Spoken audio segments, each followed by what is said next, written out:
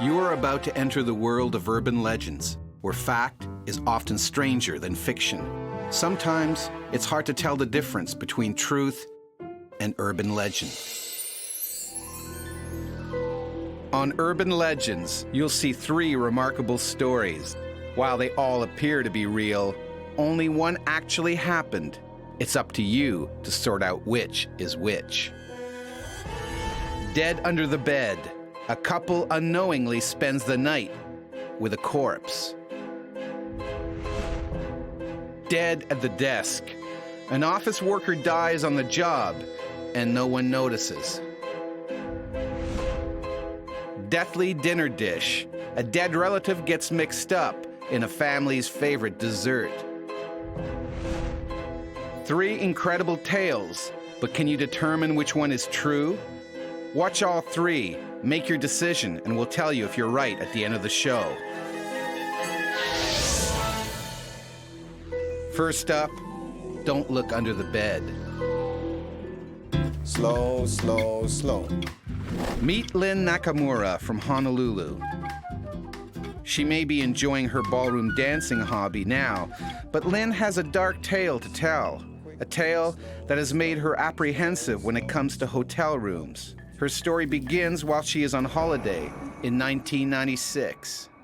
I was going to California to see my brother, and he was taking me around to different parts of California to, I guess, go sightseeing.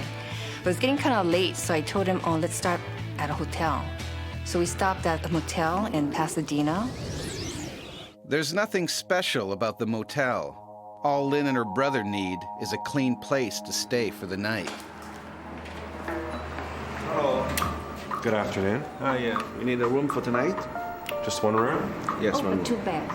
2 beds? 2 bed, yes. Ma'am, Okay. there's your key. Okay. Up the stairs, into the hall. When they open the door, they realize there's been a mistake. Whoa. How come only 1 bed? They return to the front desk. Is there a problem? Yeah. We asked for 2 bed, and how come it's only 1 bed? The problem is easily solved, and they're given the keys to their new room. But the moment they open the door, there is another problem. As soon as we got in the room, there was this funny smell. The distinct odor overpowered Lynn and her brother. Yeah. So I told my brother, check under the bed. So he checked under the bed, and he said, you know, there's nothing under there because there was a wooden frame under the bed.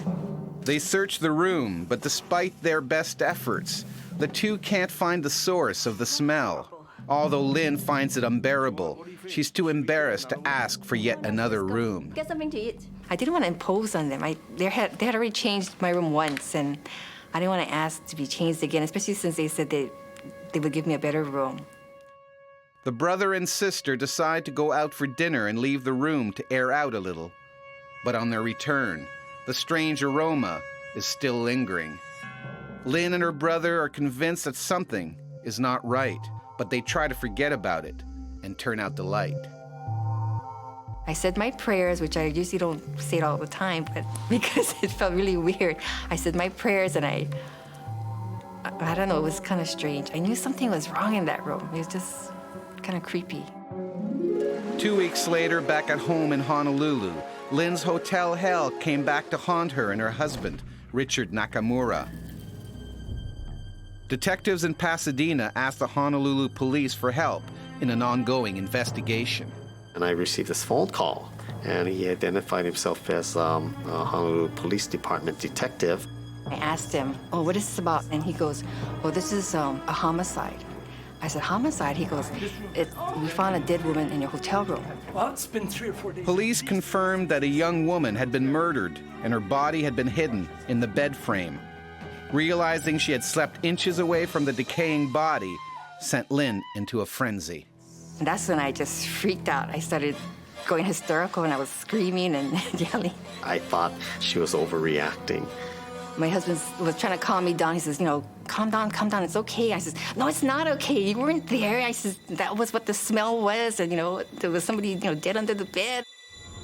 A dead body under the bed is the stuff of nightmares. But did it happen?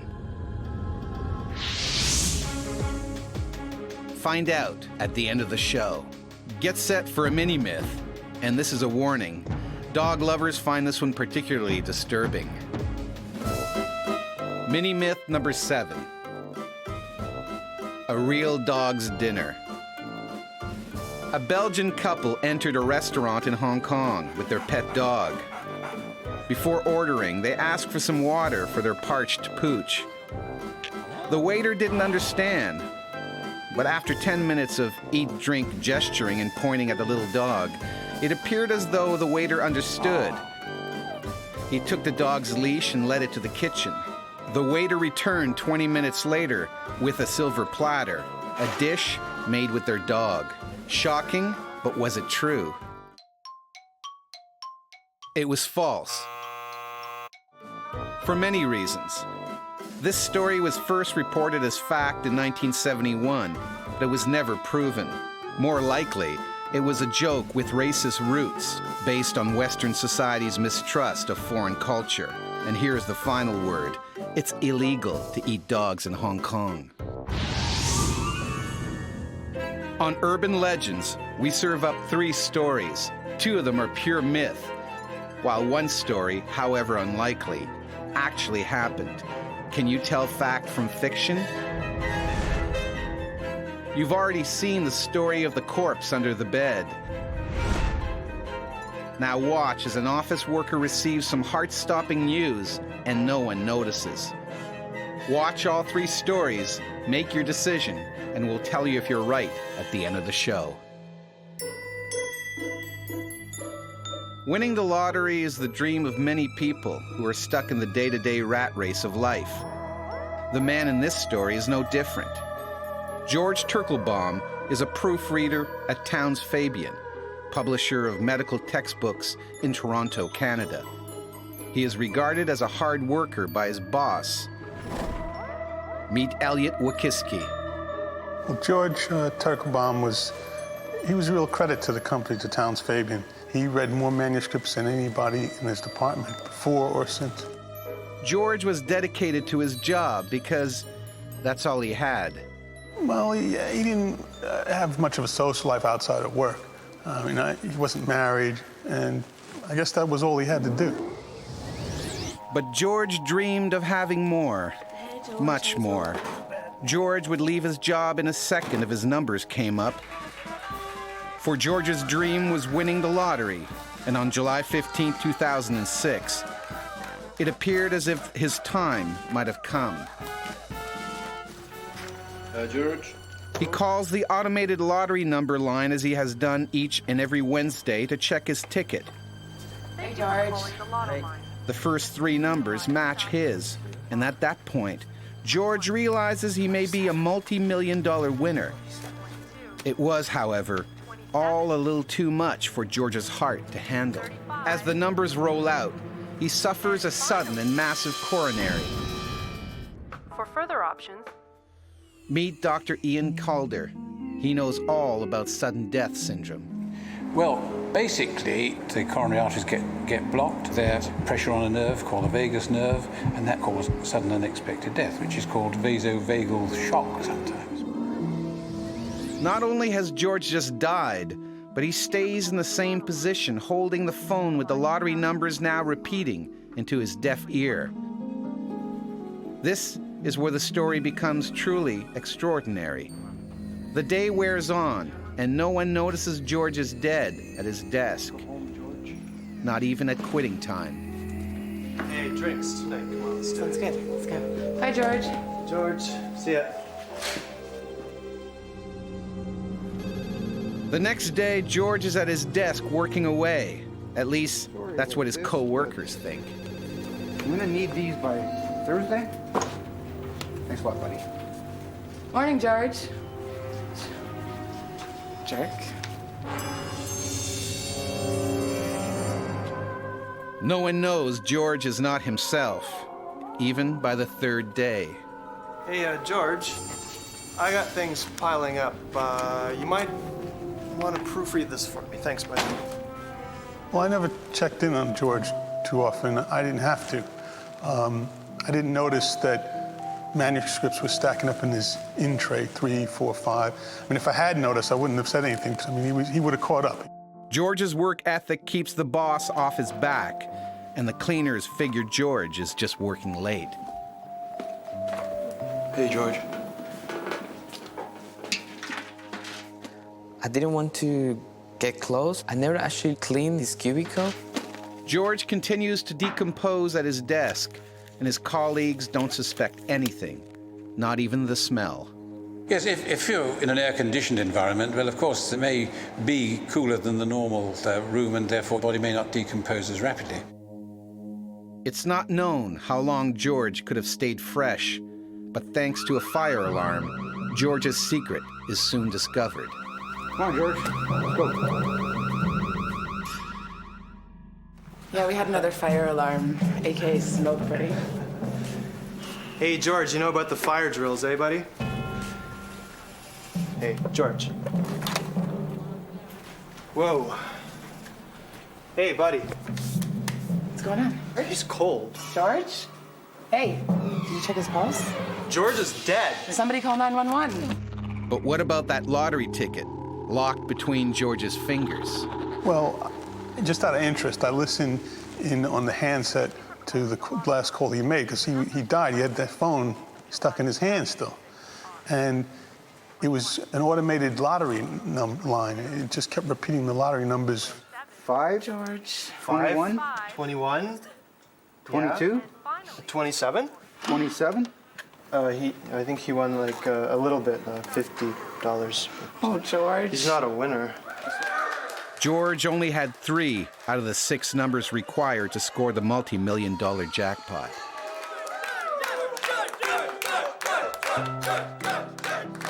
Now that you mention it, I guess it kind of is sad. So, of course, you know, it's unfortunate what happened.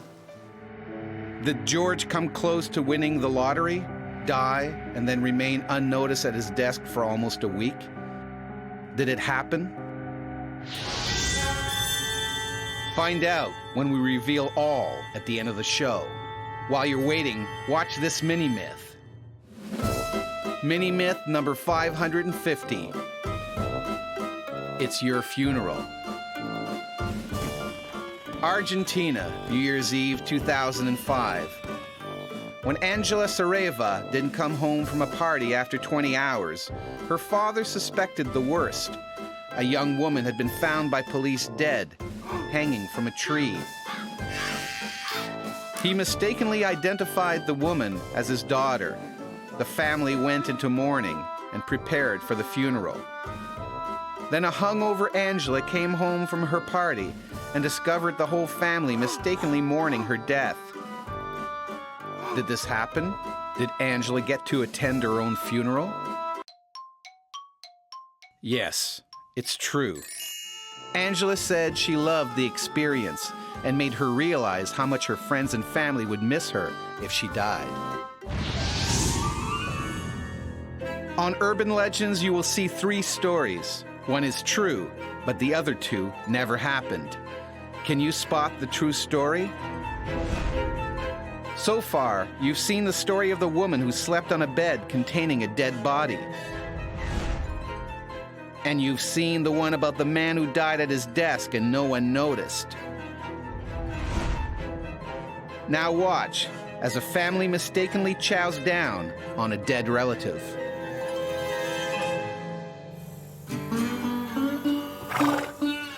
The story begins in the United States in 2006, when one young woman develops an interest in genealogy. Meet Jessica Desmond. Well, because my great-grandfather moved from Britain to the States, I've always been interested in where I came from and who my family were. So I decided to ask my relatives and find out. And that's when I found out about this story that had happened. Jessica's research unearthed a terrible family secret dating back to England during World War II. a time when almost everything was rationed.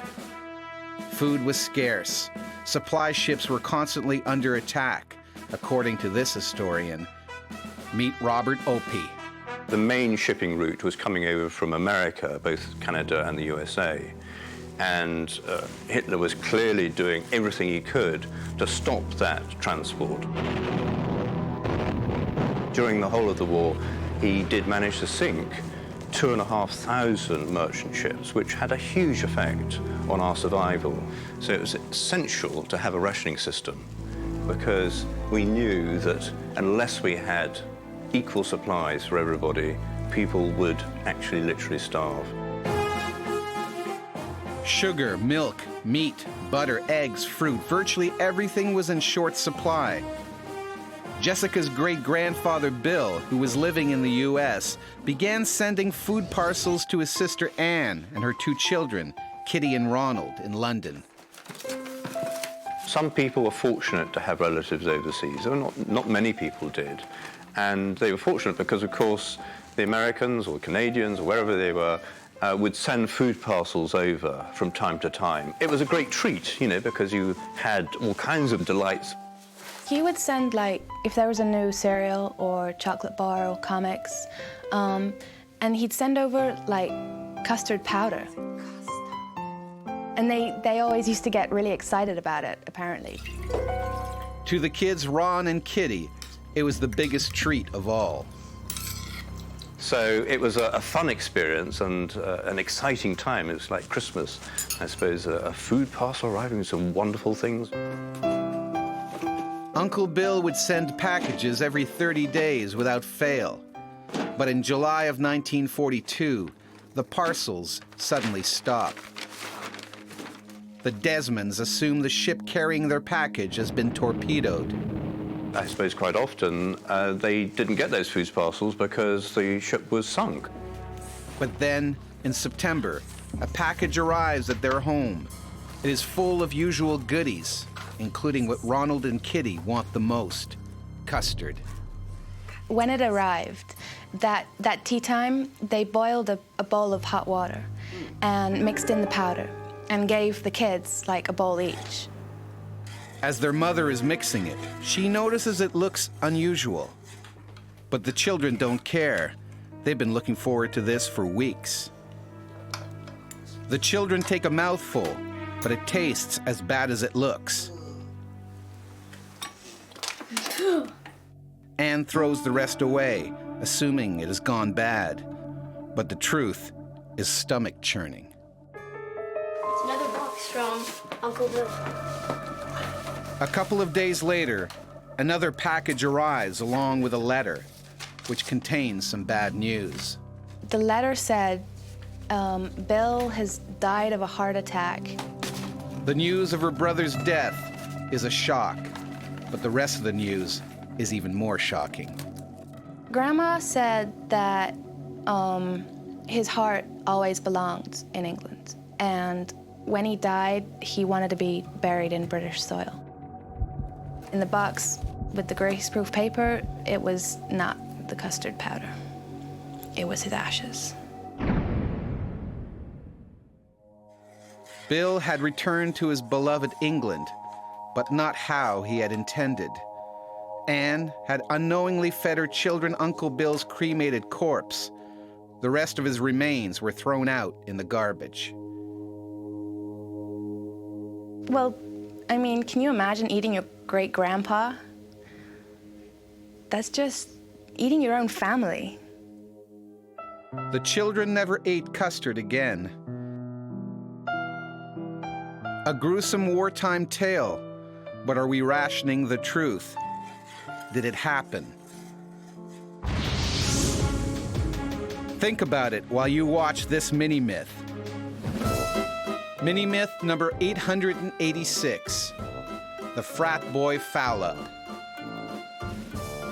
During the Kappa Sigma fraternity initiation ceremony at Bondra College, one young pledge was carried, bound, gagged, and blindfolded, up to the frat house roof. The frat brothers stood him on the ledge and pushed him off. Except they didn't really. They had actually placed him on a 2-foot-high box, then pushed him off that. However, the sheer terror he experienced as he fell to what he thought was the ground, 3 stories below, induced a fatal heart attack. So, was that campus caper true or fake? You'd get a failing grade if you believed it. It was false, often told, never proven.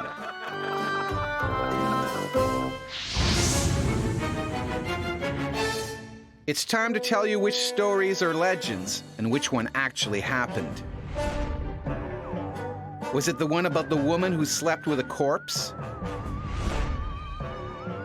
Or was it the man who died at his desk? Or could it have been the kids who ate their uncle by mistake? Let's start with the would-be lottery winner who dies at his desk and no one notices. The story is false. It was published as fact in a news story by British newspapers The Times and The Guardian in December 2000. Even though the story was said to have originated in New York, no U.S. papers ran the story. A search found no obituaries for a man named Turkelbaum, and police had no reports of his death. The tabloid press story was a hoax. It does occasionally surface, and the number of days the worker is not discovered has increased to as many as 30. The smell would be very overpowering. One down, 2 to go. The corpse in the bed. And Uncle Custard. Was the story of the uncle's remains mixed up as custard and fed to the children true? It was false. In other versions of the story, Uncle Bill is mistaken for flour, powdered soup, or spices. And the explanatory letter always gets delayed or is in a foreign language. But what doesn't change is the part where the family eats some of it before the gruesome discovery. Either way, the story is a hoax. So that leaves the horrible story about the corpse in the bed. It's a story that's absolutely true. Lynn Nakamura really did spend the night sleeping over a decaying murder victim, which had been there for 7 days. Now, when she travels, her husband has to check out the room first. Now, I have Richard check under the beds, and even on the cruise ship, I have him check under the beds first. So, did you guess the corpse under the bed story was true? Well, if not, you can sleep soundly knowing there are more stories to consider on the next Urban Legends.